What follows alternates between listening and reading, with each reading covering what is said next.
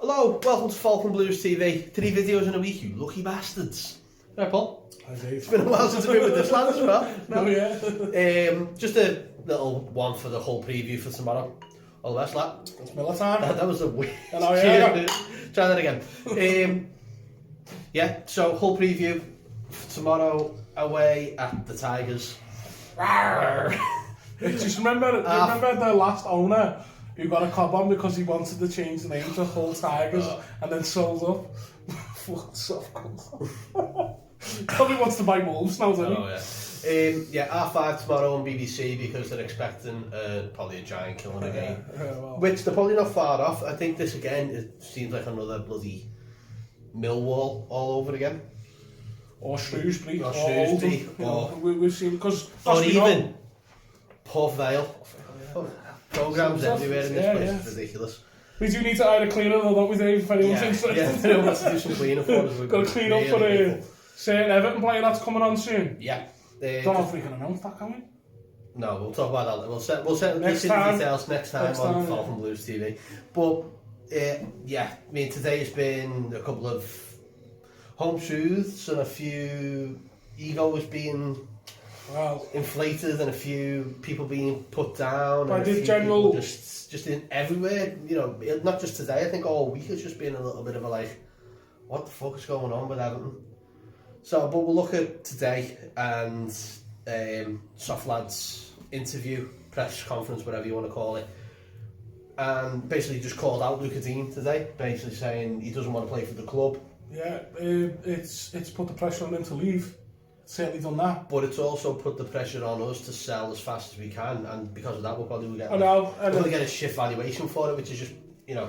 Again, it's cutting your nose off to spite your face. So for those who may not know, but he's come out and said Lucas Digne doesn't want to play for the club. You probably put 1 and 1 together and he's come up with 5 really, but let's say that's true. Let's say it's true. What we will find out is when he gets a transfer, then we'll hear his side of it. Yeah. But until then we don't know. And if you don't want to play for the club, great, get off. No, you don't want bad apples and stuff like that. Really. If he has complained about the tactics, it's like complained about the tactics. He may have a point. You know what I mean? He may have a point. You look at last week, it just as you know. You don't. I don't need to say any more about last week because you're all fucking sorry. 5 at the back, Seamus Coleman left back, 3 centre halves in there, John Joe Kenny, and it was just a fucking mess. I don't know about you, but I felt him putting him on the bench was like his ego going, I'll show you. Yeah. Go and warm up. Yeah, it's never going to come on, but go and warm up. It did nothing for either of them. And, you know, everyone's gone, oh, well, Benitez is a fault or Dean's a fault.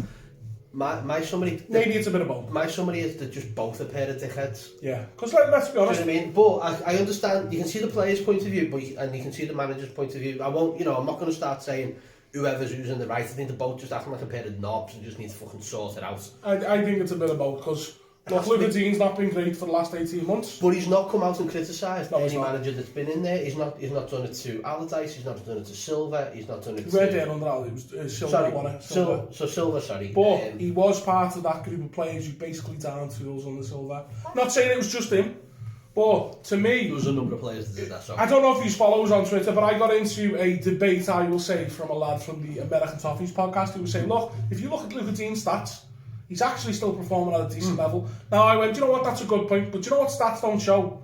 It doesn't show when you're out of position. Like, let's say Aston Villa away when we lost 3-0, when he scored an own goal and got caught out. So maybe Benitez, maybe it's from there, it stems, you know what I mean? Stuff like that. Because he's not the last game, but you're also, even the derby. Yeah, and I'm not picking on one performance. As a collective, defensively, Burnley have conceded less goals than Everton.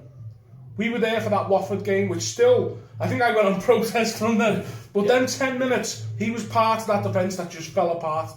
And I don't know about you, but I'm sick of seeing individual mistakes. And I'm pointing at Michael Keane, Holgate, who just look like they're not interested, falling asleep, like I said, get a hammock out for Michael Keane because he might need it.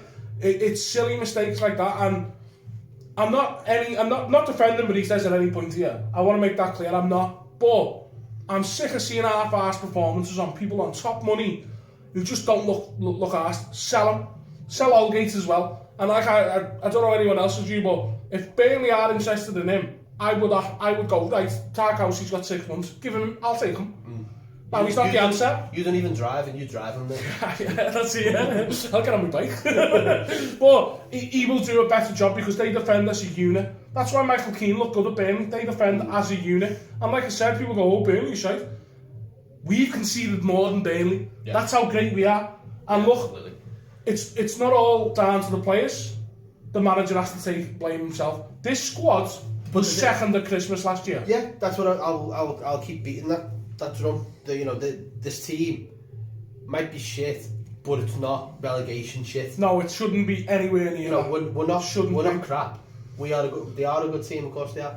But when the manager isn't taking any kind of responsibility, when he's just literally just putting the hits back on his team, which rightfully you should, because it's a team performance in the end. But when he's not making those in-game decisions, when he's not making those tactical changes, when he's coming out with formations just make you fucking scratch your head and go, what the fuck? How are you a Premier League manager when you're doing stuff like this? You're right. How, and then, it's the in-game changes for me though that are really frustrating me. We've now got Calvert-Lewin who's now out of because he's been overplayed. Because Spain's out. He was playing for the full 90 minutes, and I get it that he couldn't really take him off, could he? But you could see it 60 minutes. Could you? You got 2 young strikers on the bench. I remember saying to you, he looked goosed. He looks injured again. I looked goosed on that game as well, actually. Less about you, the better. But do you know what I mean? It was like he looked just drained, and it was like, Calvert-Lewin. He's not gonna. He's not said I need to come off, but it should have been the manager's responsibility to deal with the situation in game where he's got 2 fresh legs. 2 very young kids who impressed against Chelsea, which you've all said, and just give them that 30 minutes then, give them 20 minutes. Right. Instead, he's going back to his mates and saying, listen, go and change the game for me. He looked like he spent all the games where we weren't playing because of the postponed, sat there eating fucking boxes of celebrations or something. It's like, do you remember when Ashley Williams, when they all went out to Dubai and they were all in the all-inclusive? And Ashley Williams had a serious ale gut, him and Jagielka.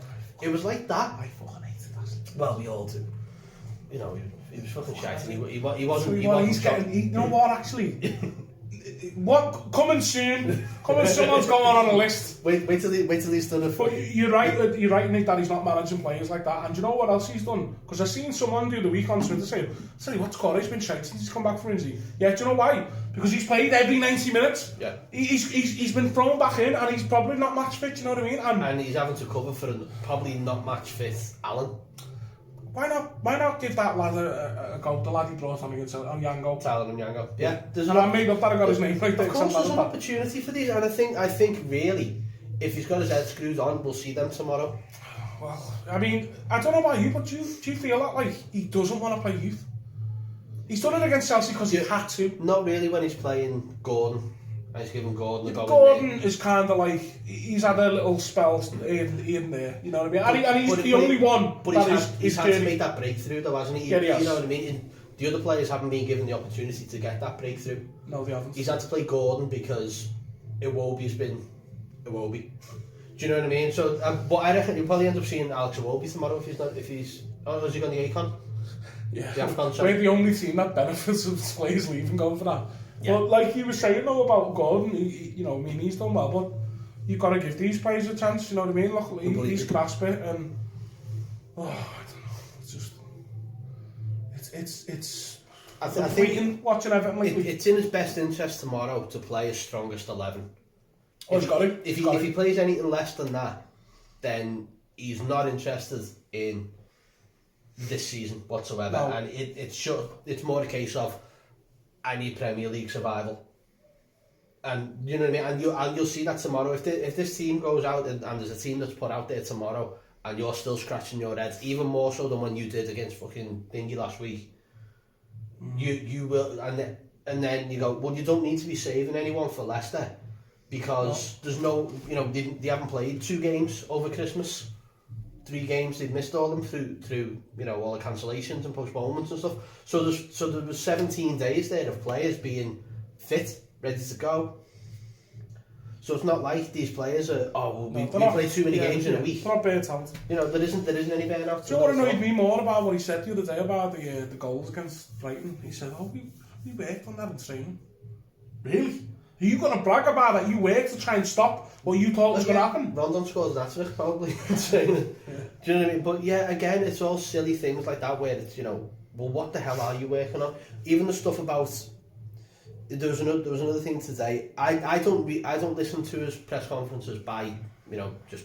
And you've always done that. I'm never going to listen to that cunt, to be honest with you. I'll read it off someone else. Like I was saying the other day. But it was the stuff that got me today where he was going, I don't talk about stats. Literally at the derby, he went on, I was like, we ran more than Liverpool. Yes, because Jordan Henderson ran that fucking midfield.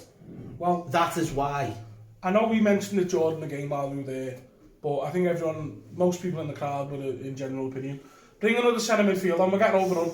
Bring Zelf on, which we never normally say that, but it would have helped. Yeah, like, I said that. You get so overrun. And like, what annoyed me against Brighton was like I said the other day, we went 5 at the back, it was 7, because he's telling Doucouré and Allen to play that deep. And I'm like, Jesus, we're not playing prime Barcelona. You know what I mean? Get on the front foot a bit. And what manager just watches that first 45 and goes, I'm happy with that. I'm not going to make any changes. Yeah. It's stubbornness. I mean, the only thing that just got me with that game against Brighton is when Potter switched to a back 5.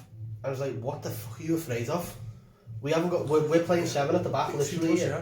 And you know the game was theirs. Yeah. But even as I said, push Holgate into the centre midfield and play as a proper defensive midfielder. Which he did at United. But I think that early, didn't he get a yellow card early? No one knew he'd got sent off. Do you know what I mean? But yeah, Fabian Delph, any kind of other option, Tyler Onyango.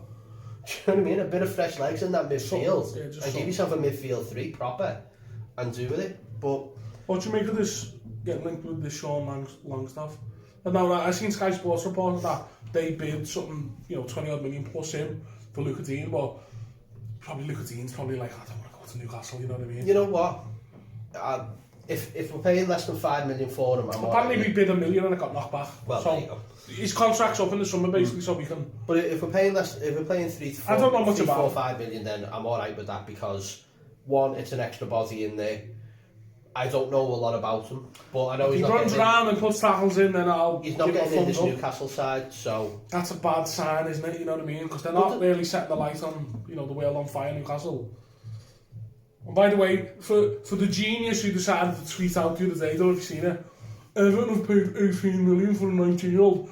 We've just bought an England international for 12 million. Listen, mate, he's 32 and he's left Atletico to go to Newcastle who was second bottom. That shows his fucking ambition. Where we can resell this player in 5 years, Trippier will be retired. And he's not an England international at all. You're not telling me he's getting in front of Alexander Arnold, Reece James or Kyle Walker. Fuck off. The most deluded fan base ever. Oh, no. I fucking hate Newcastle fans, Sorry, but I've just went off on one there. The most deluded fucking, we should be a big team. Fuck off, you fucking bellends.